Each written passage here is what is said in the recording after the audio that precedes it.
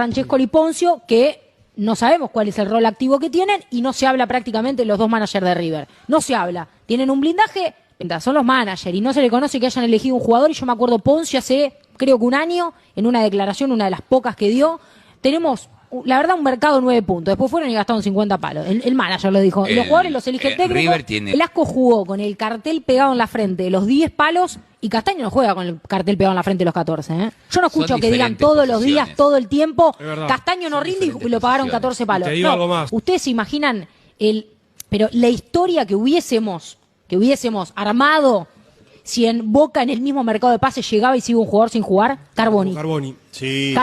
Matías Rojas se fue, pésima compra de River, no jugó ni 2 minutos. Carboni se fue, el chileno Tapia. Si eso pasaba en Boca era un escándalo. No, sí, muchachos, hay diferentes varas. Hay diferentes varas. Hay algo que...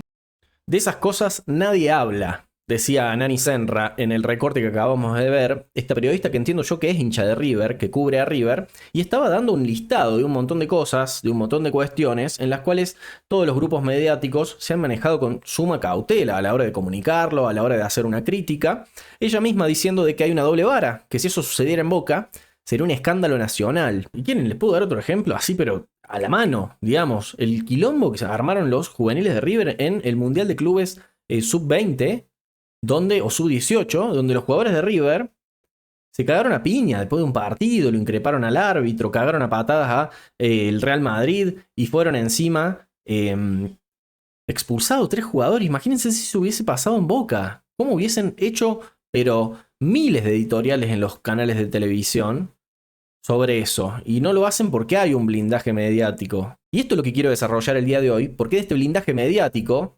que tuvo River, esta protección, de la cual sacaron muchísimo jugo ellos, porque no es solo algunos casos de ayuda dirigencial, desde Conmebol, por ejemplo, o de ayuda arbitral, con el árbitro o el VAR, que siempre le daban el empujoncito extra a River, o la posibilidad de no empezar perdiendo algunos partidos, o de que no tuvieran ellos que remar en contra de un resultado adverso. Siempre estuvo la prensa ahí, minimizando las derrotas, hablando de derrotas dignas, minimizando errores del director técnico, de quien voy a hablar también, porque me parece que hay un gran detalle que tiene que ver con que este blindaje mediático que arrancó de forma alevosa con la era Donofrio, continuó obviamente en la época de Jorge Brito, un tipo que es sponsor de la mayoría de los canales de televisión, que es un tipo que tiene muchísimos lazos con la política, amigo de Massa, es amigo de Massa.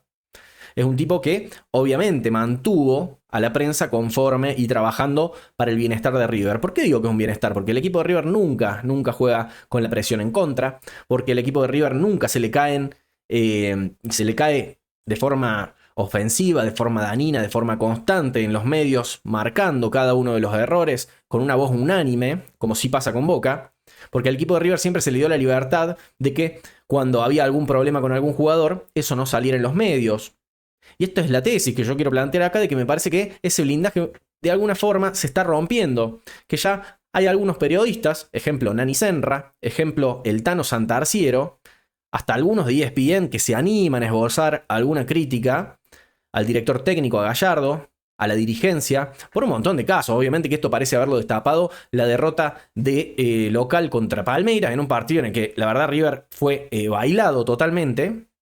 Y que dio la sensación de que Palmeiras en el segundo tiempo dijo, che, paremos un poquito la mano porque si no les metemos 6 goles y se pierde toda la expectativa por el partido de vuelta. Vamos a tranquilizarnos un poquito.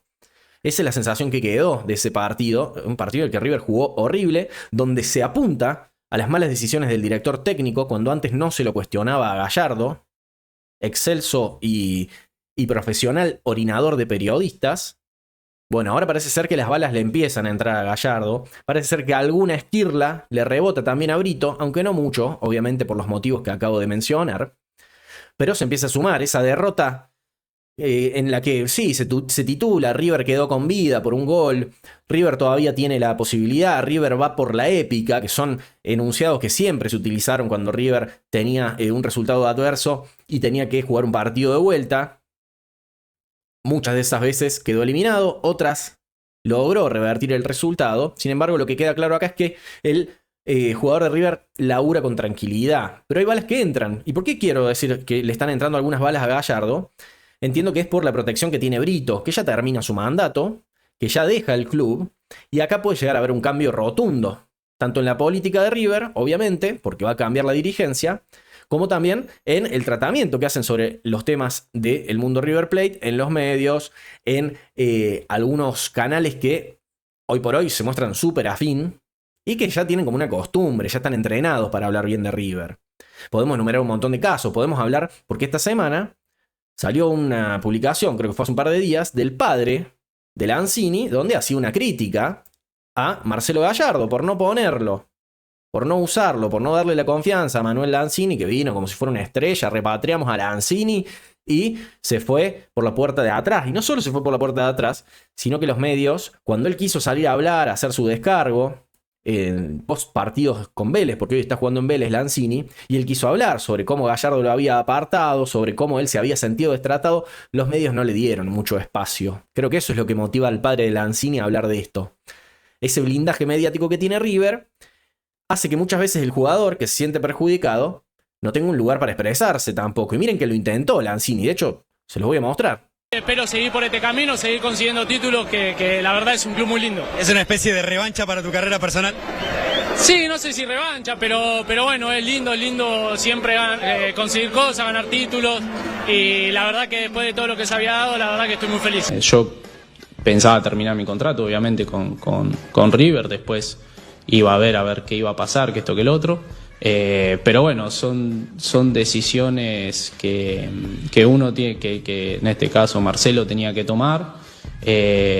A veces te gustan, a veces no te gustan, podés estar de acuerdo o no, pero bueno, la decisión fue la de él y lo tuve que aceptar de esa manera. Ahí lo escuchaban a Lanzini. Y claramente la intención del padre es reforzar ese mensaje, que es muy difícil que llegue a las masas, que llegue a la audiencia, que llegue al hincha de River, o al hincha en general, porque los medios no lo hablan. Los medios están más que blindados con este tema. Por ahora, como les digo, ya voy a desarrollar porque creo que esto va a cambiar. Pero fíjense cómo cuando viene un jugador como Carboni, que venía a hacer en River como una especie de curso acelerado de jugar en un grande, y llegó Napoleón y lo descartó simplemente porque no era un jugador traído por él, y en su momento nadie lo hablaba, y no se habla de la millonada, de los 100 palos que gastó River, no se habla de error dirigencial, no se habla de los errores a la hora de hacer el mercado de pases. De hecho, todos aplaudían el mercado de pases de River. Nadie te hablaba de los jugadores que fueron descartados. Nadie te habla de que pagaron 14 palos a un colombiano, como decía la periodista del inicio del video a un colombiano que no juega con el cartelito de los 14 palos como sí lo hace Velasco. Y el cartelito de los 14 palos no se lo cuelga el hincha de Boca a Velasco, de los 10 palos. Se lo carga la prensa. Primero la prensa pone en agenda que Velasco es el jugador más caro de la historia de Boca, y es por eso que el hincha empieza a exigirle, y lo tenés a un Pollo Viñolo o a un Ruggeri diciendo, Velasco no está jugando para lo que se lo pagó, que es la forma de generar sentido, de generar opinión en el hincha, para que el hincha después repita, o por lo menos analice esa situación y la ponga en la mesa de las discusiones. En el caso de River, todo esto no pasa. Ahora, claro, llega una derrota como la de Palmeiras, llega una posibilidad de quedar sin lo que River necesita realmente, porque hace años que no la gana y porque en la época dorada de River no logró ni acercarse a la cantidad de Copas Libertadores que tiene Boca. Entonces realmente necesita, para que el relato o la narrativa tenga un sustento realista, salir campeón de la Libertadores y acercarse un poquito a Boca. Ya no alcanza con contar un cuento y que los hinchas de River se lo crean. El hincha de River en algún momento se empieza a dar cuenta. Porque si una vez más quedan eliminados, si una vez más van a Brasil y los limpian y les pegan otro baile, porque en Brasil está la posibilidad de que suceda de nuevo, el hincha de River no lo va a aguantar. Ya no pueden jugar más con Madrid. Ya se dan cuenta que quedan como subnormales. Y en un año político encima, con un cambio de presidente, que es algo de lo que tampoco se está hablando, porque se habla poco y nada de que este año hay elecciones en River, y que si bien Brito va a dejar un club que se puede decir que a nivel gestión, bueno, agrandó la cancha, más allá de haber vendido el naming, más allá de haber vendido los colores del estadio, más allá de haber gastado plata injustificada en refuerzos, hasta haciendo 2 mercados de pases en un solo mercado de pases, solo por capricho de Narcoleón, el tipo se va a ir y va a venir un pibe nuevo, un tipo que Me parece que Stefano Di Carlo es un hincha de River que obviamente va a buscar que River vuelva a ganar títulos importantes, que no sean títulos de un partido, que muchas veces se habla que son esos títulos que le ponen enfrente a algunos equipos para que simplemente hagan número, hagan estadística, y empezar a ganar torneos locales, empezar a ganar nuevamente campeonatos internacionales y acercarse un poco a la grandeza de Boca desde la cantidad de títulos en el palmarés, como para poder disputarle cosas en serio. No disputarle, che, yo tengo 25.000 hinchas más en mi estadio. Poder disputarle y decir, che, mirá, yo estoy ahí a una Copa Libertadores de acercarme a vos, ojito. Empezar a hacer una disputa en serio. Y más si uno se jacta de tener 30.000 espectadores más en el estadio, pero el estadio está callado y vacío. Esto lo hablábamos hoy en el grupo de WhatsApp de la comunidad, lo decía el querido Walter Luzarreta, el hombre rana. Y él hablaba un poco de la pérdida de identidad, que el hincha de River siempre había sido el que le exigía a sus jugadores jugar mejor, el que les decía si estaban a la altura de River o no, señalando con el dedito, decía casi textualmente Walter.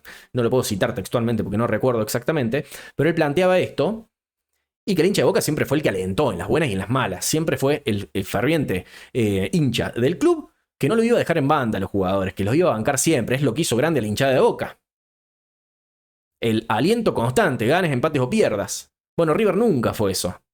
River nunca se jactó de ser ese hincha que alentaba en las buenas y en las malas. River era el que apuntaba con el dedito casi como si fuese dueño del jugador que estaba ahí en la cancha. Una mirada un poco elitista, describía Walter, que fue el que utilizó estas palabras, pero a mí me gustó mucho la editorial que hizo Walter por escrito en el grupo, y la quiero tomar por eso.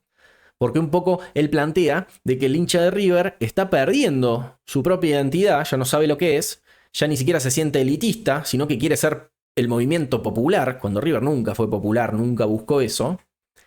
Y a su vez, cae en algo que, como hincha de River, debería darles vergüenza o no gustarles a ellos, que es querer parecerse a Papá Boca. Es querer imitar a Boca en todo, es querer que su hinchada sea el movimiento popular más grande del mundo, copiando la frase y la bandera textual, es empezar a jactarse del aliento constante, cuando ellos, como decía Walter, nunca fueron eso. Y esto deviene ya de hecho yo lo hablé en un video, deviene de lo que es la etapa Brito. Es quitarle la identidad al hincha de River, sacar a la hinchada, pintar el estadio de gris, vender el naming, contratar animadores para que inciten a la gente a alentar. Y vos veías el partido contra Palmeiras y la gente no alentaba. La gente no alentaba. Era un teatro eso. Entonces acá, si bien no se va a hablar de eso, y se va a seguir diciendo que River es descomunal, la cantidad de gente que mete, de cómo está el estadio todo impecable, porque se lo va a buscar proteger a Brito, al que le van a empezar a apuntar y al que le van a empezar a entrar las balas es a Gallardo, que tiene gran parte de la responsabilidad, desde mi opinión, porque la verdad es que gastó a más no poder y no trajo bien. No trajo bien. Porque no tiene un equipo armado, porque cuando se había armado ya un mercado de pase con De Michelis, él pidió hacer uno nuevo y empezó a gastar y lleva todo el proceso desde su regreso de él gastando y gastando y gastando y cada vez funciona menos y no tiene los resultados. Y ni siquiera hablo del resultado a nivel números, a nivel yo hice más goles que vos y te gané. Estoy hablando a nivel fútbol. Ellos siempre se jactaron de jugar bien y River hoy no juega nada, no le tiene miedo nadie. Cometimos el error de hacerle una estatua. No se hizo trillo esa estatua. No porque no se la merezca, no, la sino estatua no porque, vuelve. A ver, primero que se duda de que no sea mufa, por empezar. Pero segundo y fundamentalmente porque vos tenés que negociar con un tipo que tiene una estatua en la puerta. ¿Cómo haces para negociar con un tipo que tiene la estatua en la puerta? No son nadie sin su jugador número 12, que es el árbitro generalmente. El primer apuntado obviamente va a ser Gallardo, porque se lo va a buscar proteger a Brito, pero el día que cambie la dirigencia, el día que Stefano Di Carlo sea un pibe joven, un chabón joven que no tiene un banco atrás en su espalda, que no debe tener los contactos políticos que le puede haber dado en su momento a Brito, ni hablar a Donofrio, de ser un viejo lobo de la política o de la economía, o de las empresas, o del comercio. Stefano Di Carlo se va a encontrar en un panorama nuevo, donde hay un montón de apoyos que antes estaban que ya no van a estar más. Y ahí es donde yo veo de que más se acerca la fecha a las elecciones de River. Si no hay resultados, más problemas va a haber. Más gente como Nani Senra, más gente como el Tano Santarciero van a salir a enumerar los problemas. Van a hablar de cómo en su momento a Boca se le hicieron muchísimos quilombos por no dejar ir a Valentini, por no dejar ir a jugadores que no renovaban con Boca a jugar los torneos juveniles. Bueno, ahora lo tienen a Subiabre ellos metido en un freezer desde hace 2 o 3 semanas, simplemente porque el pibe no quiere renovar su contrato. Un pibe que es, su manager es Canigia, que Canigia está exigiendo evidentemente o un dineral o condiciones de contrato que a River no le convienen. River le ofrece una cosa, el pibe no firma y River lo que hace es mandarlo a cortar el pasto. ¿Pasa esto en Boca? Es un quilombo, mala la dirigencia, mala la gestión, Riquelme, cuca, malo, malo. Pasa en River, no es noticia. La noticia es River cuida su capital. Ojo, no estoy en desacuerdo. Yo estoy de acuerdo con lo que hace River. River tiene que cuidar su capital, no tiene que ser el representante del jugador el que imponga las condiciones. Acá lo que a mí me preocupa es, y de lo que estamos hablando, es el blindaje que tienen los medios con un club y la posibilidad de que ese blindaje se resquebraje.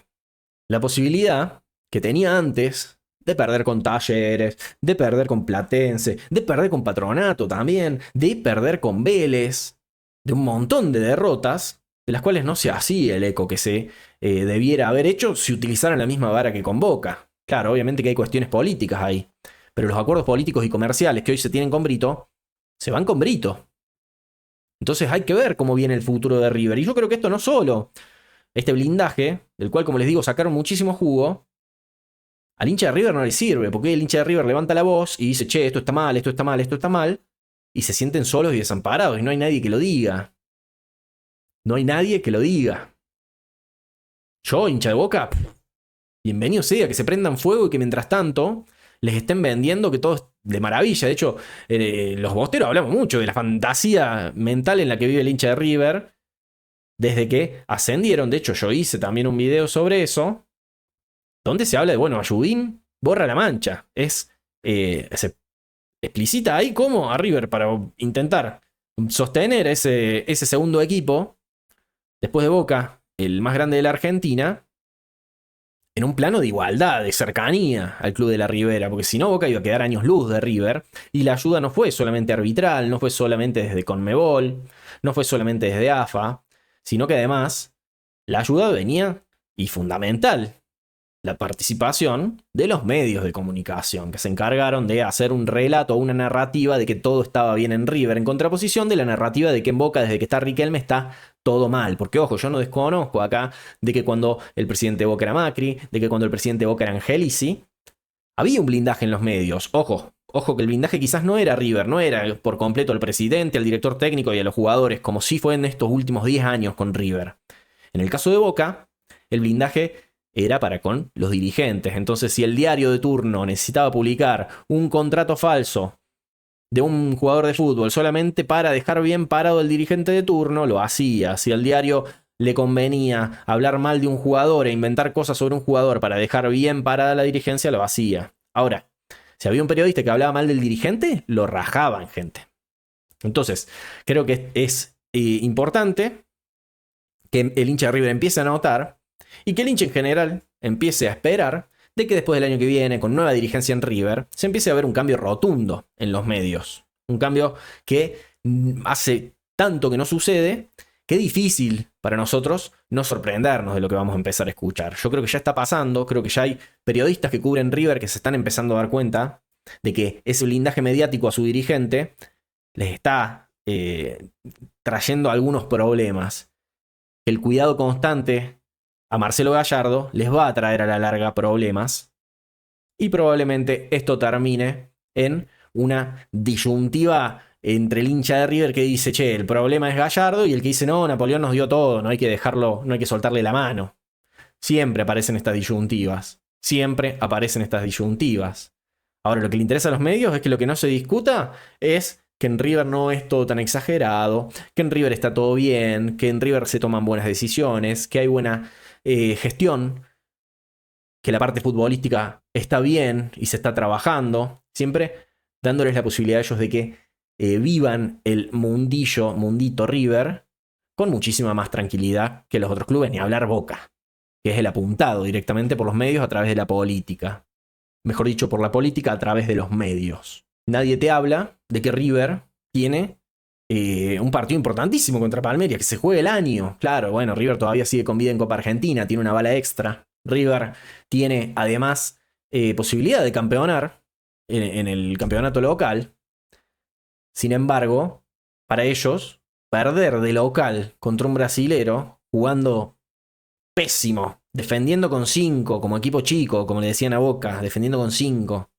Y parece ser de que ya ni el periodismo de River sabe para dónde disparar. Sí, tienen su grupito de WhatsApp, se ponen de acuerdo, pero en algún momento el grupito de WhatsApp va a empezar a tener intereses diferentes.